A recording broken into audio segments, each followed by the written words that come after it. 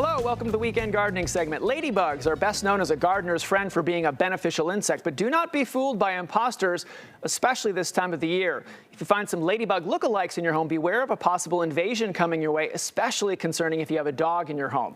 Now look closely, these might look like ladybugs, but they're Asian lady beetles.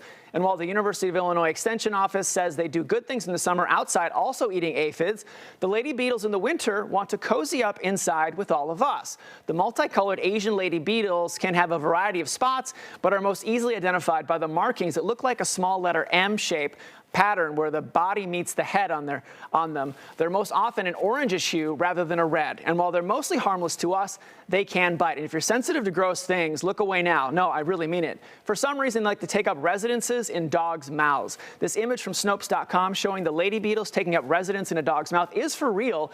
And you might remember it from a few years ago when it went viral. And while they won't do much harm to the dog, a vet can remove them pretty easily. Lethargy, lack of appetite can be a symptom to check the dog's mouths. Now, if these Asian lady beetles are disturbed or smashed around your home, they can create quite the literal stink, and when smashed, they can even leave a yellowish stain on many surfaces that's hard to remove.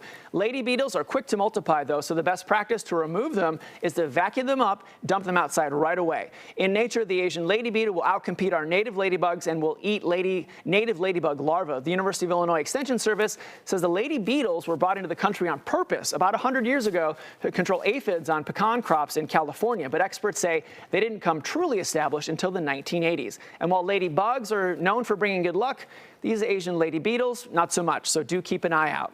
Something to put on your to-do list for the weeks ahead if temperatures rise enough to be outside, consider mulching your garden in the fall instead of next spring. The biggest benefits of fall mulching, suppressing spring weeds, preventing erosion over the winter, and letting the components of mulch break down over the course of the winter does build soil nutrients for when your garden awakens in the spring.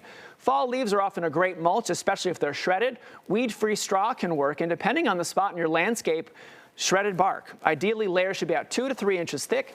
And now I wanted to share a home experiment of my own. Some window coverage without blinds or shades, a simple piece of wood painted with white paint I had on hand, and some holes drilled for test tubes. Glass tubes on Amazon run about 10 to 15 bucks. The proper drill bit was the biggest challenge, about $5. Now, these tubes are a great and easy place for plant starts and a nice touch to the room, although often they outgrow these enclosures. But the only real minus have been how quickly the water needs replacing or refilling.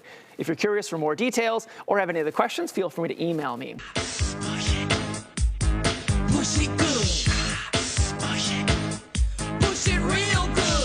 And a clever reminder this time of year from Jenna Murray, who is Gigi's Garden Gifts on Instagram. If you've got ceramic pots outside, 'tis the season to tip them over. If water collects in them over the winter, it can expand and crack your ceramic planters, so push them over, push them good. If you've got any gardening questions, feel free to email me here at the station, tjoyce@wgntv.com. Let me know where you live, and pics of your problem plants are also a big help.